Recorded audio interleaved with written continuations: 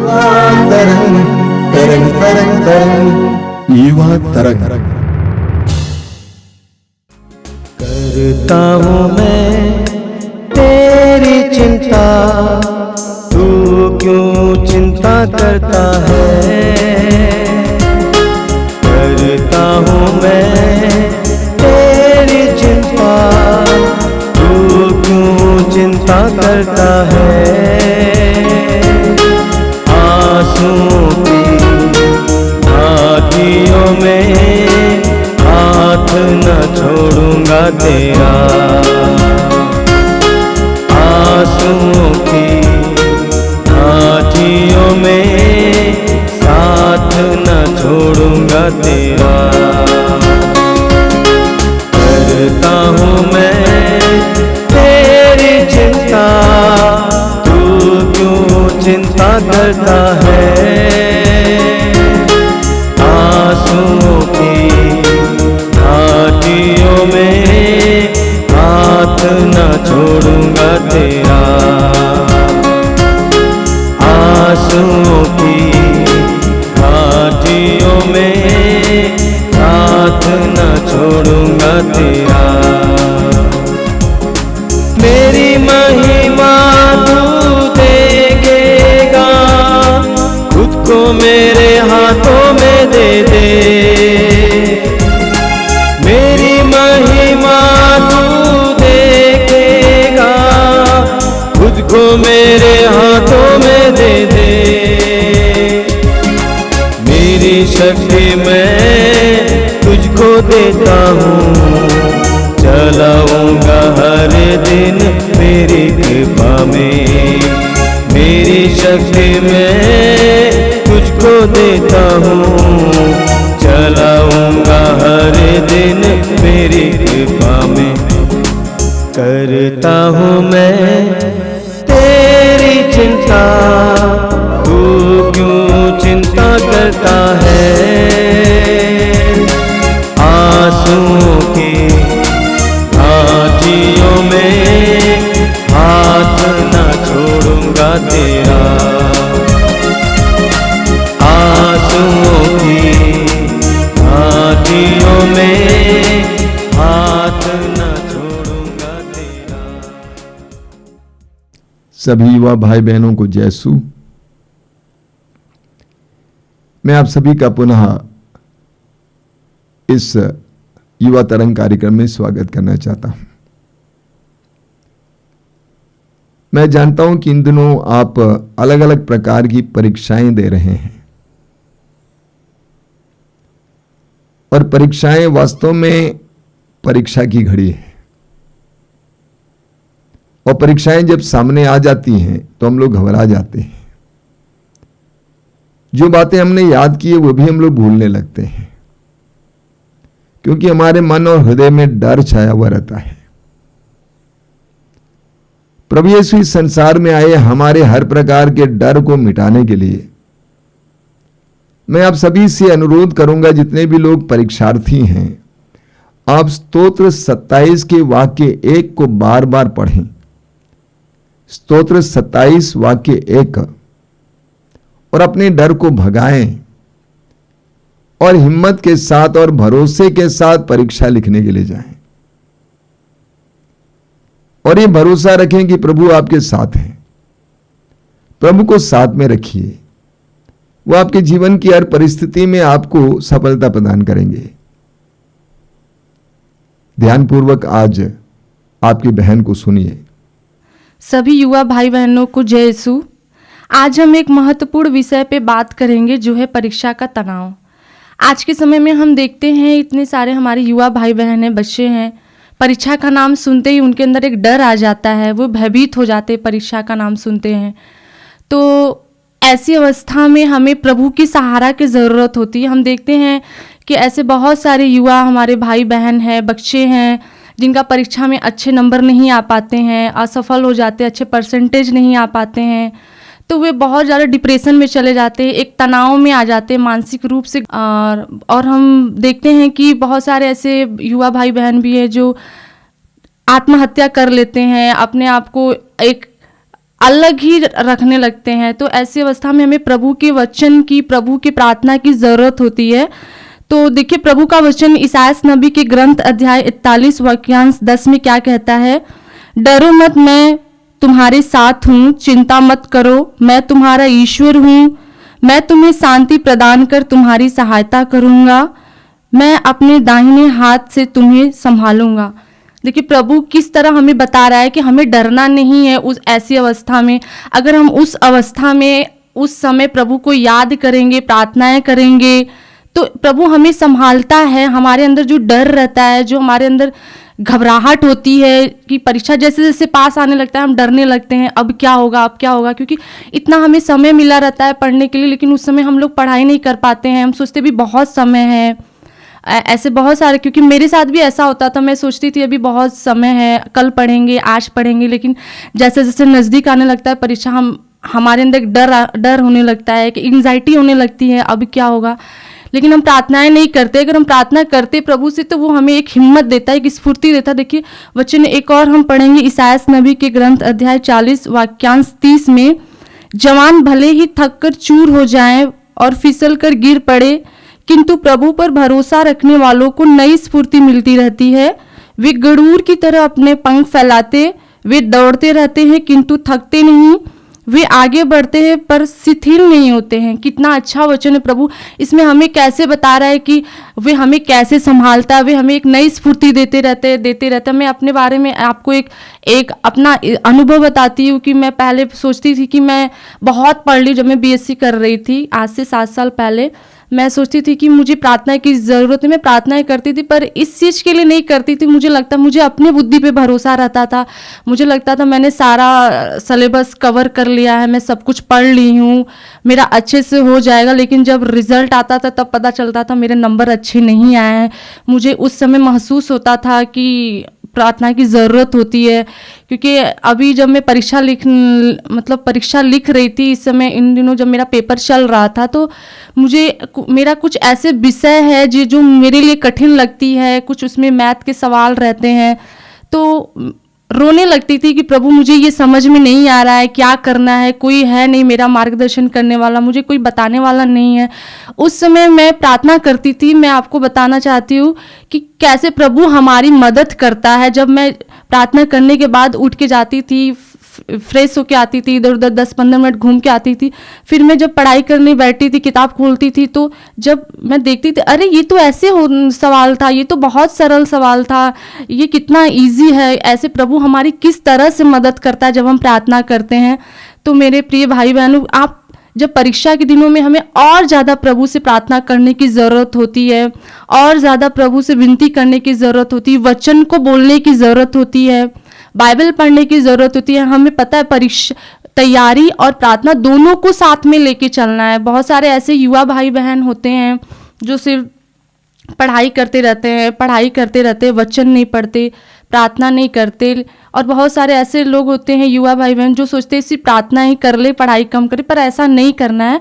दोनों को साथ में लेके चलना है। हम देखिए बाइबल में बहुत सारे ऐसे उदाहरण हैं। हम आपको मूसा का उदाहरण देखिए कि मूसा जब इस्राएली लोगों को मिस्र की गुलामी से उसे कनान देश की तरफ लेके जाते हैं, तो प्रभु का एक दूत आग के रूप में, खंबे के रूप में उनके आगे आगे चलता है। तो बीच में क्या होता है, समुंदर आ जाता है, समुद्र की तट आ जाते हैं। तो प्रभु के लिए कुछ भी असंभव नहीं है। हम जानते प्रभु चाहता तो उसको समुद्र को 2 भाग में बांट देता, परंतु नहीं, ऐसा नहीं हुआ। मूसा को प्रार्थना करने की जरूरत पड़ी। उस समय मूसा ने प्रभु से प्रार्थना किया हाथ उठा के, तब मूसा ने अपने डंडे को समुद्र के लहर पे मारा, तब वो 2 भाग में बटा। ठीक उसी प्रकार हम युवा भाई बहनों को भी अपने जीवन में वो चीज करने की जरूरत होती है। हमें लगता है हम सिर्फ चर्च जाते हैं, हम आश्रम जाते हैं, प्रभु प्रार्थना करने की क्या ज़रूरत है, हम तो सिर्फ रविवार को जाते हैं, पढ़ाई तो कर ही रहे हैं। पर ऐसा नहीं। जब मूसा जो इतना धर्मी व्यक्ति था उसको प्रार्थना करने की ज़रूरत पड़ी उस समय, तो वैसे हम युवा भाई बहनों को भी उस समय, उस घड़ी जब हम परीक्षा लिखते हैं, तैयारी करते हैं, तो उस समय भी हमें उस प्रार्थना की ज़रूरत पड़ेगी, हमें वचन पढ़ने की ज़रूरत पड़ेगी। ऐसे बाइबल में और भी उदाहरण है बहुत सारे। देखिए, सुसन्या की कहानी हम सुनते। सुसन्या भी एक धार्मिक स्त्री थी, आप जानते होंगे, दानियल के ग्रंथ में हम पढ़ते हैं। तो जब वो उनके ऊपर अभियोग लगाया जाता है 2 नेताओं के द्वारा कि ये व्यभिचार में पकड़ी गई है, तो उस समय क्या होता है, वो सुसन्या को भी प्रार्थना करने की जरूरत पड़ी उस समय प्रभु से। तो प्रभु दानियल को भेजते न्याय करने के लिए। उसी प्रकार हम सभी युवा भाई बहनों को भी अपने जीवन में परीक्षा के समय या फिर कोई चीज़ तैयारी कर रहे हैं, हमें प्रार्थना की बहुत ज़रूरत होती है। हम में से बहुत सारे ऐसे लोग होंगे जो पढ़ाई करते परंतु भूल जाते, इसमें उन्हें स्मरण नहीं होता है, उन्हें याद नहीं रहता है। परीक्षा लिखने जाते हैं, परीक्षा हॉल में कॉपी पेन पेपर मिलने के बाद वो सारी चीज़ें जो पढ़े रहते सब भूल जाते, उन्हें कुछ भी याद नहीं रहता उस समय। तो ऐसे उस अवस्था के लिए देखिए प्रभु क्या वचन में दे रहा है। याकूब का ग्रंथ अध्याय 1 वाक्यांश 5 में प्रभु कहता है, यदि आप लोगों में किसी में प्रज्ञा का अभाव हो तो वो ईश्वर से प्रार्थना करे और उसे प्रज्ञा मिलेगी। देखिए कितना अच्छा वचन प्रभु हमें दे रहा है। प्रभु हमसे चाहते हैं कि हम प्रज्ञा के लिए प्रभु से प्रार्थना करें। बहुत सारे युवा भाई बहन हैं जिन्हें स्मरण नहीं होता है कोई चीज़, जिन्हें लगता है कि मैं कमज़ोर हूँ, मुझसे ये याद नहीं हो पा रहा है। तो ऐसी अवस्था में प्रभु से अगर हम प्रार्थना करते, प्रभु हमें विवेक का वरदान दे, बुद्धि का वरदान दे, तो प्रभु हमें देता है। हम पढ़ेंगे, देखिए बाइबल में एक और उदाहरण है राजा सुलेमान का उदाहरण। पहला राजा के ग्रंथ में 3 में हम पढ़ेंगे। राजा सुलेमान जब गिबियोन में प्रभु को बलि चढ़ा रहे थे तो वहाँ पे वे सो जाते वेदी के पास। तो प्रभु का दूत उन्हें दिखाई देता है, उन्हें कहता है कि तुम्हें क्या चाहिए बताओ। तो वो सुलेमान क्या कहते हैं, प्रभु मुझे विवेक दे, हमें बुद्धि दे ताकि मैं न्याय कर सकूं अच्छे से। तो जब वो इतना धर्मी व्यक्ति थे, उन्हें विवेक की जरूरत हुई, प्रभु से विवेक मांगते। तो हम भी प्रभु से विवेक मांग सकते हैं, प्रभु से बुद्धि का वरदान मांग सकते। प्रभु हमें बुद्धि का वरदान देगा जब हम प्रभु को साथ में लेके चलते हैं, वचन को पढ़ के चलते हैं। तो प्रभु हमारे लिए रास्ताएं खोलता है, मार्ग दिखाता है। देखिए स्तोत्र ग्रंथ में प्रभु का वचन देखिए लिखा है अध्याय 1 वाक्यांश 2 से 3 में, जो प्रभु का नियम हृदय से चाहता और दिन रात उस पर मनन करता है तो वह उस वृक्ष के सदृश है जो जल स्रोत के पास लगाया जाता है, जो समय पर फल देता, जिसके पत्ते कभी नहीं मुरझाते। वह मनुष्य जो भी करता है सफल होता है। देखिए प्रभु कह रहा है जो वृक्ष जल स्रोत के पास लगाए गए हैं वो हमेशा समय पे फल देता है, उसके पत्ते कभी नहीं मुरझाते, जो भी वो मनुष्य करता है सफल होता है। प्रभु का वचन कितना अच्छे से हमें ये देखिए बता रहा है, हमें ये समझाने की कोशिश कर रहा है कि हमें प्रभु को साथ में लेके चलना है, तभी हम फलवंत हो पाएंगे, तभी हमारे जीवन में कुछ सफलता मिल पाएंगी। आप जानते होंगे इस समय इतना ज़्यादा कंपटीशन है नौकरी को लेके, हर एक क्षेत्र में, चाहे सरकारी क्षेत्र हो चाहे प्राइवेट क्षेत्र हो। आपको कहीं भी एक छोटी सी जॉब के लिए भी आपको प्राइवेट क्षेत्र में जाएंगे तो आपको इतना सारा इंटरव्यू देना पड़ता है एक जॉब के लिए, और सरकारी क्षेत्र में तो आपको पता ही होगा कितना कंपटीशन है, इतना पढ़ना पड़ता है। तो ऐसी अवस्था में हमें प्रभु को साथ में लेके चलेंगे तभी हम अपने जीवन में सफल हो पाएंगे, क्योंकि प्रभु ने स्पष्ट कहा है कि देखिए जो प्रभु के नियम हृदय से चाहता है, दिन रात उस पर मनन करता है, वही फल उत्पन्न कर सकता है। इसीलिए मेरे प्रिय युवा भाई बहनों, आपको प्रभु को लेके साथ में चलना है, प्रभु के वचन को साथ में लेके चलना है, अंगीकार करना है, बार बार वचन को बोलना है। अगर आपको लग रहा है कि हमें ये विषय, ये तैयारी नहीं हो पा रही है, तो आप प्रभु के वचन को बोलिए। प्रभु ने देखिए ये बुद्धि और विवेक जो हुए वो पवित्र आत्मा के एक वरदान है। हम कुरिन्थियों में पढ़ेंगे, उसमें लिखा गया है बुद्धि एक पवित्र आत्मा का वरदान है। अगर हमें लगता है कि हमारे अंदर ये नहीं हो पा रहा है, हमें नहीं समझ में आ रहा, प्रभु से प्रार्थना करिए, प्रभु पवित्र आत्मा से प्रार्थना करिए, वो देंगे। क्योंकि क्या होता है कि मैं एक और अपना अनुभव बताऊंगी कि जब मैं परीक्षा लिखने जाती हूँ, कोई भी परीक्षा में लिखती हूँ, तो ये मैं 6-7 साल पहले नहीं करती थी, लेकिन बाद में मुझे एहसास होने लगा, जैसे जैसे मैं प्रार्थना में आगे बढ़ने लगी, अनुग्रह से बढ़ने लगी, तो मुझे ये एहसास होने लगा कि नहीं, प्रभु को हर एक कदम पे प्रभु की ज़रूरत होती है हमारे लिए। तो देखिए क्या होता है, जब मैं परीक्षा लिखती हूँ ना, तो मैं हमेशा 2 मिनट प्रभु के वचन को दोहराती रहती हूँ। तो पहले की अपेक्षा जो मैं चीज़ें भूल जाती थी, वो अब की अपेक्षा में वो चीज़ें नहीं भूल पाती, वो मैं अच्छे से, वो जो मैं पढ़ के गई होती हूँ वो मैं मुझे स्मरण रहता है, जैसा लगता है कोई बता रहा है, मैं उसे लिखती जा रही हूँ। और ऐसे करते करते मेरा अब की अपेक्षा मेरे ज़्यादा नंबर अच्छे आते हैं, ज़्यादा परसेंटेज भी अच्छे आते हैं। तो मेरे प्रिय युवा भाई बहनों, आपको मैं यही बताना चाहूँगी कि आपको प्रभु के वचन को पढ़ने की ज़रूरत है, पवित्र आत्मा का सहायता मांगने की ज़रूरत होती है।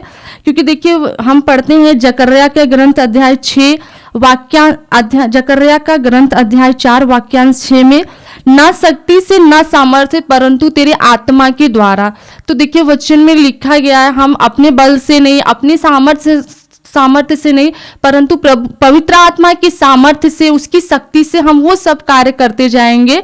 हमें मेहनत, प्रार्थना दोनों को साथ में लेके चलना है, और पवित्र आत्मा के लिए भी हमें प्रार्थना करते रहना, क्योंकि पवित्र आत्मा हमारी मदद करता है उस समय। आपको पता होगा, जब प्रभु यीशु पकड़वाए गए थे, जब वे मर गए थे, तो उस समय क्या हुआ था कि उनके जो शिष्य लोग थे काफ़ी ज़्यादा डरे हुए थे, इतना घबराए हुए थे, वे लोग बंद कमरे में पड़े हुए थे। तो उस समय जब उनका रूपांतरण हुआ था, तो प्रभु ने कहा, मैं तुम्हें अपनी आत्मा प्रदान करता हूँ। तो जब प्रभु ने मुझे अपनी आत्मा, हम लोगों को अपनी आत्मा दिए हैं, अपनी आत्मा से भरे हुए हैं, तो हमें उस आत्मा की सहायता के द्वारा अपना मेहनत करते रहना चाहिए, पढ़ाई करते रहना। देखिए, वचन में हम पढ़ेंगे 1 कुरिन्थी अध्याय 2 वाक्यांश 10 में, ईश्वर ने अपनी आत्मा द्वारा हम पर वही प्रकट किया है, क्योंकि आत्मा सब कुछ की, ईश्वर के रहस्यों की भी थाह लेता है। तो जब हम पवित्र आत्मा, देखिए पवित्र आत्मा हमारी बहुत मदद करता है। जब हम उसके लिए उससे प्रार्थना करेंगे, उसको साथ में लेके चलेंगे, तो वो पवित्र आत्मा हमें वो सब कुछ याद दिलाएगा, स्मरण दिलाएगा, हमें क्या पढ़ना है, क्या नहीं पढ़ना है, वो एक स्फूर्ति प्रदान करता है। हम यिर्मयाह में भी पढ़ेंगे, देखिए, यदि तुम मुझे पुकारोगे तो मैं तुम्हें वैसे महान तथा रहस्यमय बातें बताऊंगा जिन्हें तुम नहीं जानते हो। तो मेरे प्रिय युवा भाई बहनों, आपको पवित्र आत्मा की सहायता की जरूरत होती है उस समय। उस परीक्षा का नाम सुनते ही डरना नहीं है, घबराना नहीं है, उसे तनाव के रूप में नहीं लेना है, बल्कि हमें उसके लिए मेहनत करना होगा, उसके लिए प्रार्थना करना होगा, पढ़ाई करना होगा। और तब देखिए प्रभु कैसे हमारे लिए मार्ग खोलता है, कैसे हमारा मार्गदर्शन करता है, कैसे हमारे लिए इतनी ज़्यादा जनसंख्या में, जो हमेशा हर क्षेत्र में नौकरी के लिए इतना कंपटीशन है, प्रभु हमारे लिए कैसे रास्ताएं खोलता है, कैसे मार्गदर्शन करता है। आप देखेंगे, जब हम बार बार वचन पढ़ते हैं, प्रार्थनाएं करते हैं, तो प्रभु हमारे लिए वो सब कार्य करता है, वो सारी रास्ताएं खोलता है जो बंद है हमारे लिए। क्योंकि हम वचन को बार बार जब हम पढ़ने लगते हैं, तो हमें एक नई स्फूर्ति मिलती है, नई ताकत मिलती है।